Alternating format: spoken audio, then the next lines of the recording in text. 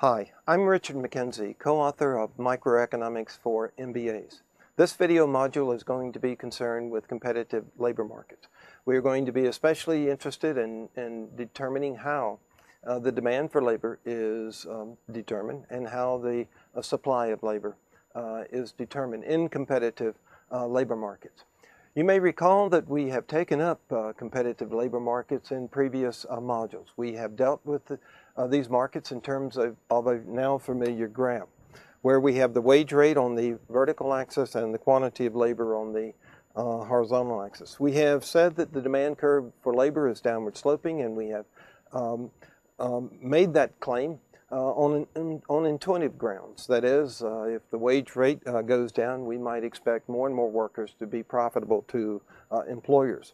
We have had the supply curve upward sloping, and we've justified it on the grounds that as the wage rate goes up, more and more workers will be willing to work more hours at the higher wage. Why? Because it is more profitable to them. The issue that we want to address in this video module is why the downward sloping demand for labor and the upward sloping supply of labor. And we want to do it in more careful terms. We can now go back to a graph here and make note of the fact that a perfectly competitive firm will tend to produce where MC is equal to MR, or a quantity of Q1. The perfect competitor will tend to produce where the marginal cost of production of the final product is increasing. Well, if the marginal cost of production is increasing, that means that there are diminishing returns to the use of any resource like labor. That is, in the relevant range of production, as more labor is added to the workforce, the marginal product of that labor is going to diminish. We can show diminishing marginal product in terms of a table that comes out of the textbook. In column number 1, we have the units of labor that goes from 1 to all the way up to 6. In column 2, we have the marginal product of labor, which exhibits diminishing marginal returns. That is, if we hire one laborer, that worker can add 6 units of output of whatever the good is. The second worker adds 5, third 4, 3, 2, and 1. Now the value of the workers is going to be determined by how much they can produce, plus how much their output can be sold for in the market. If we assume perfect competition in the final products market, then the price will be the same. So in order to get the value of each worker, all we need to do is multiply the marginal product of the worker times the price of each of the units that is produced, and you get a marginal value of each worker. So 6 times $2 gives you $12 marginal value for the first worker. 5 times $2 gives you $10 for the second worker. 4 times 2 gives you $8 for the third worker, and so on down the line.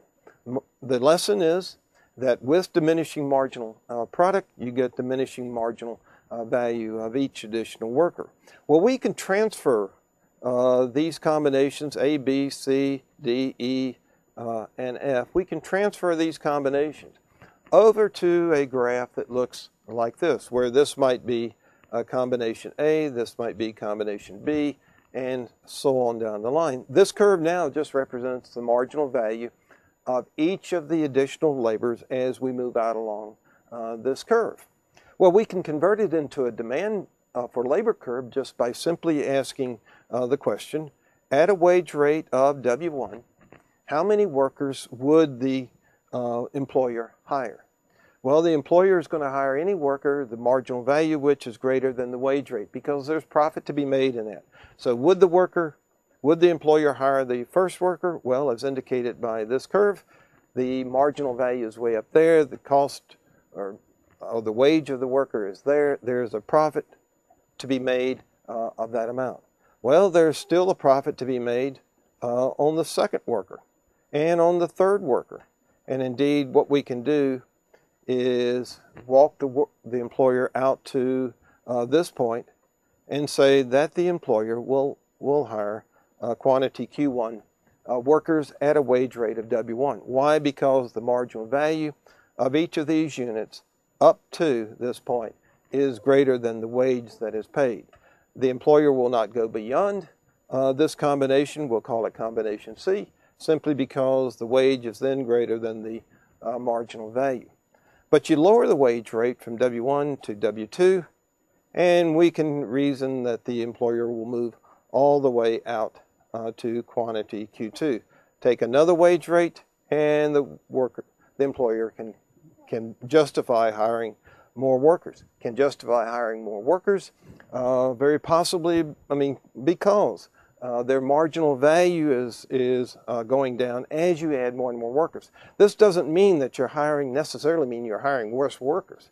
It just means that the marginal product of each additional worker, given the fixed quantity of some resource, the marginal product is diminishing. So we have a wage of W1 and a quantity of Q1, W2, quantity Q2, W3, quantity. And these combinations of wage and quantity hired then makes this the demand for labor curve. We can imagine that the demand for labor curve can increase. And why might the demand for labor increase? Well, we can go back to this graph and say that the demand for labor curve is based on these values here. Well, if either set of values in column 2, the marginal product of labor goes up, or the price of the product goes up, or both of them go up, then these values are going to go up. It means that the demand for labor can indeed go up. So the demand for labor can go up because workers become more productive, but it can also go up because the value of their output in terms of selling price of the final product can go up.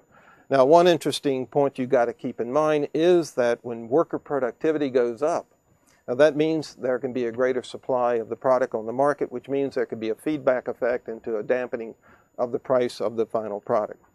Well, the demand curve for labor can fall. And why might it fall? Well, it can fall for the opposite reason of the one we just discussed. That is, that the price of the product can go down, and that can reduce this set of values over here, which can cause the demand curve to move down to the left. Or the productivity of the workers can in fact fall. You can have a smaller combination of two.